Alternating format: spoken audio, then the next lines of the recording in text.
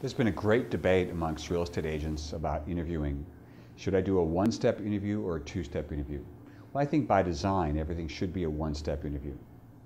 The reason is, if we're prepared and the seller's in the ready mode, we should be able to walk in there and in about an hour or so, accomplish a sellable listing that we can go back to the office with. Now, if the economy is getting hot in your area, you might say, well, we're selling things quickly as well. But what about all the times in the markets that are ahead of us where the sellers didn't always agree on the price and the houses didn't sell? So some of those interviews should probably have been flipped to two steps. Again, if you know you have a sellable listing, that thing can sell in less than 30 days, and the seller's ready for a change on the price, if need be, then that's a one-step interview.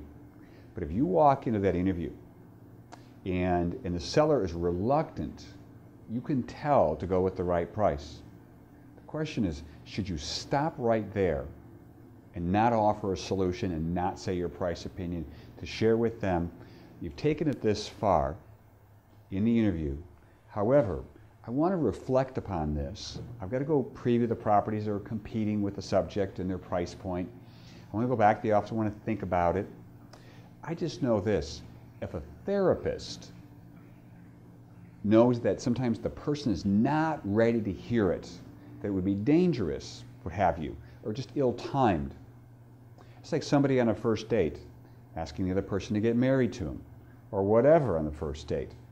Could be mistimed, and the good idea would be not to go for it.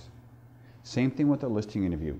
If you sense the seller is not ready to hear it, we shouldn't go for it. Flip it to a two-step. But Brian, somebody else might get the listing. Well, if you knew they weren't going to price it right, you were going to take a part-time job knowingly. The objective is every part-time job, every listing we go on should be sellable. And I believe it or not, I think in less than 30 days. If we price it right, no matter what the economy is, we can sell it in less than 30 days.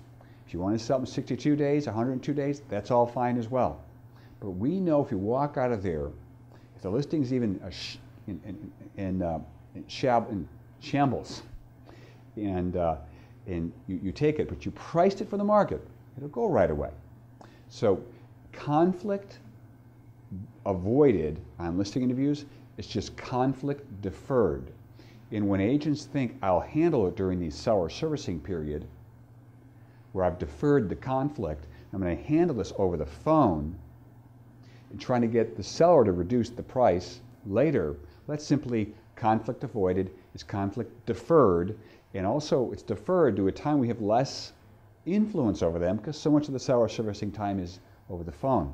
A lot of times the seller servicing is also done with the less influential seller. If there's two of them, it's usually deferred to the seller that has less input on the pricing.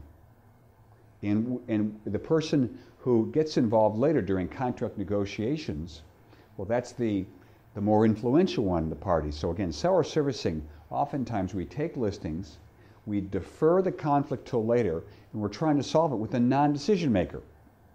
So a lot of times it's just so wise to flip a single interview to a two-step. All right, a few other things, like going on a second date. The value of going on a second date and not going for it or whatever, it's the kiss goodnight, is not a wise decision on that first date. If we get the second date, maybe there's more privileges, whatever the case. The client is also less guarded. If you go on a second interview, the client is just much less guarded. They're much more relaxed. And what happens is you're using the information that you gathered up on that last interview, and now you can solve the problem. And there's been some time for them to relax over the high number they're thinking about, because you gave them some things to think about.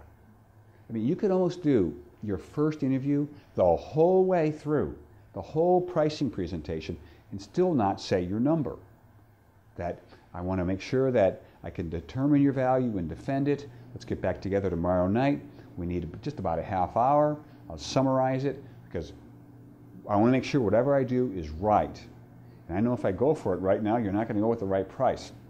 So you are not in what we call the ready mode. Remember, there's 4 modes of sellers. No way. I'm not going with your price. We're going with mine. Take it or leave it. Then there is the maybe you're right, but I still want to go with my price. And I'll listen to your feedback later, but we're going with my price because after all, we don't have to give it away. We don't have to sell.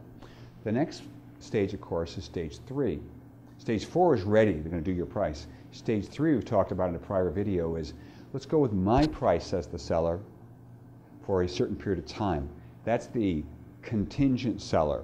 You got the no way, maybe. The contingent seller, the time frame is agreeable to you to adjust it later. And then the last people are just ready to go. Ideally, everybody's ready to go. But they're not always ready to go on that first interview. We go in there and we ask for a second date where we can try this again and represent it. Then again, I said the client is less guarded. It's a better opportunity also for a lot of realtors to assess the property.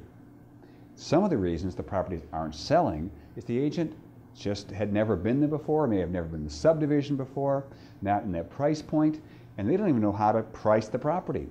So the second interview allows us the opportunity, and as a top agent in the companies I was at, there were many times I flipped the interview because the seller wasn't ready and I wasn't sure what number to say. And I wanted to take every part-time job listing and sell every one of them. And I wasn't sure the price, so I made it into a 2-step appointment where I could gather some more information.